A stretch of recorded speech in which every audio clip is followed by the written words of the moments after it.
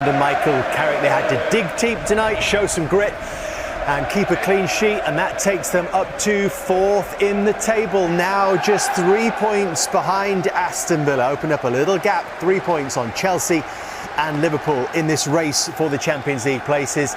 Everton staying there in ninth place. Remember, top 8 still might be enough for Europe come the end of the season. Their race has got a long way to run yet. Sunday sees Manchester United return to action against Crystal Palace. It's Fulham against Spurs and Brighton Forest, all kicking off at 2 o'clock, the late game. 4:30 for Arsenal, the league. That's what it was today, more about the hard work, about the defending togetherness. We know we didn't play our best, especially the first half. It was really difficult. And I think we have to be better on the ball. But then you can see, if you work together, if you defend well, if you don't give goals away, then we have players on top who can make the difference. One flash, one counter, and then you can score. And if you keep the 0, then you can win away in this hard game. So I'm really happy today. Were you confident that one goal might be enough? Were you confident that if the attackers did their work, that you'd be able to keep them out at the other end? Yeah, of course, I always want to be confident. I think since the manager's in as well, we've been defending really well together, actually all season almost. So we knew, if me personally and the defense give us a chance, keep the 0, then we always have a chance to win, and that was the case today. Like I said, it wasn't the prettiest one, but if you work that hard for it, sometimes it's the best one. Hey Senna, good evening, Ed van der Sar. Congratulations with the win. Extremely important, of course, and I think also your role, the corners that were horrible. 8, 9, 10, 12 people around you and everything, so it was a big fight.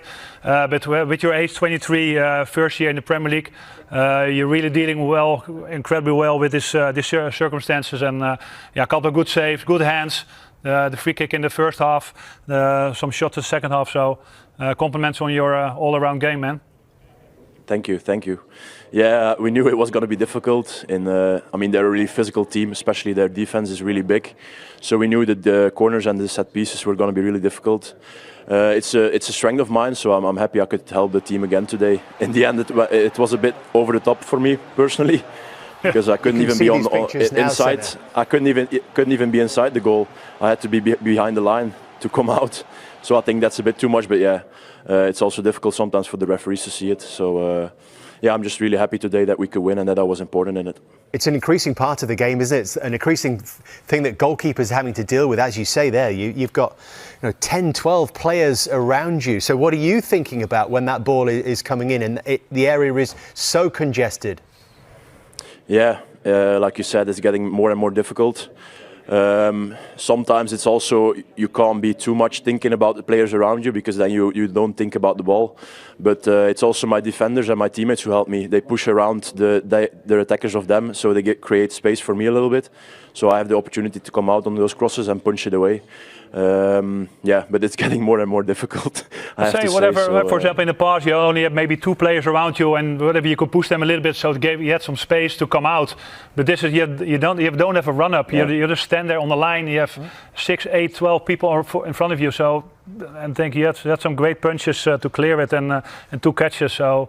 Well done for your first year in the Premier League, man. And also, Senna, you had to make a couple of saves. You had to stay sharp in the end. They were testing you out, I suppose, more from long range, but you had to have your wits about you here. Michael Keane first. It's a good save. You seeing this? Mm. And Tyreek George as well.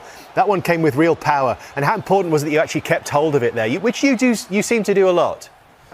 Welcome along to the Gary Neville podcast, which is coming to you today from the Hill Dickinson Stadium, where Gary and I have just witnessed Manchester United coming up with what feels for them, Gary, like a huge win.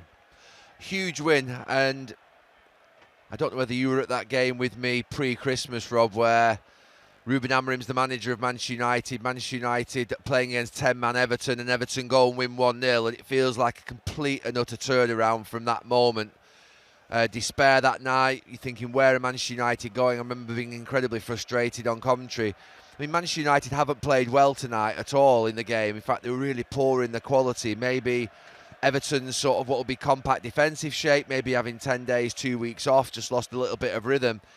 But what they have done is they've dug in and they've kept a clean sheet.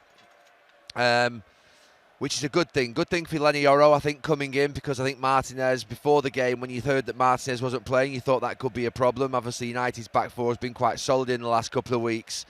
The goalkeeper, I thought, was my man of the match tonight. Not necessarily because he made loads of amazing saves, but everything he did, he just did really calmly and well. The tip over the bar at the end, there was a shot for him to Tariq George, wasn't it, that was just bounced in front of him and he just held it. And then Everton must have had about 8 or 9 corners. He didn't deal with every single one, but he dealt with a lot of them. And I think having a goalkeeper of composure who just does his job calmly, isn't frantic, isn't sort of rushing around, I think makes a big difference in moments like that when you come into a place like this and they're putting enormous pressure on you. So, look, it's a good night for Manchester United in a game whereby you'll say that they weren't at the best, but we got 3 points. And really big 3 points. Obviously, Liverpool getting that late winner yesterday put a little bit of pressure on Manchester United, but they go up there into 4th now on the sort of shoulder of Aston Villa in a really great position. Obviously, Palace to come at the weekend who are having a challenging time. So, yeah, that's a really important win tonight. I think, look, in terms of sort of things to look at, Manchester United still look like when they're playing against a team that sits deep, they just don't quite have the sort of what would be the sustained quality, tempo and sort of rhythm in the passing to be able to sort of really break through teams. They still look better on the counter-attack. And I have to say, and we'll come on to the goal, I'm sure, that's one of the best counter-attacking goals you'll see. I just want to mention Ruben Amorim, though, as you brought his name up. I mean, he must be looking at these results now and wondering what the difference is. Is it as simple as the change of system that he was wedded to? Look, I think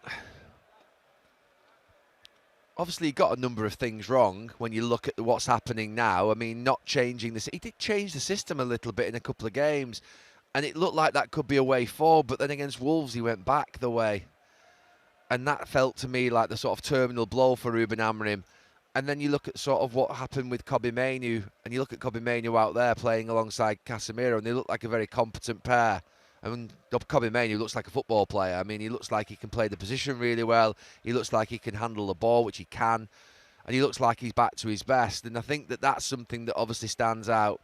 The system of play, Kobbie Mainoo, injuries, AFCON, obviously Harry Maguire coming back. There are a number of things. The mood, obviously, of Michael, the composure of Michael, the thing that obviously I think has changed. Maybe they're liking more what they're seeing on the training pitch. So you put all those things together, but it's, you know, Ruben Amorim must be sat there at home watching Manchester United. I mean, I don't think he's a guy that will sit there and think that, you know, I can't believe this is happening. I think he'll be, you know, he's worked with a lot of these players and a lot of the staff. But I think he might be sat there thinking, what will I do differently in the future when I'm in that same position again and I get another job, and maybe I am sort of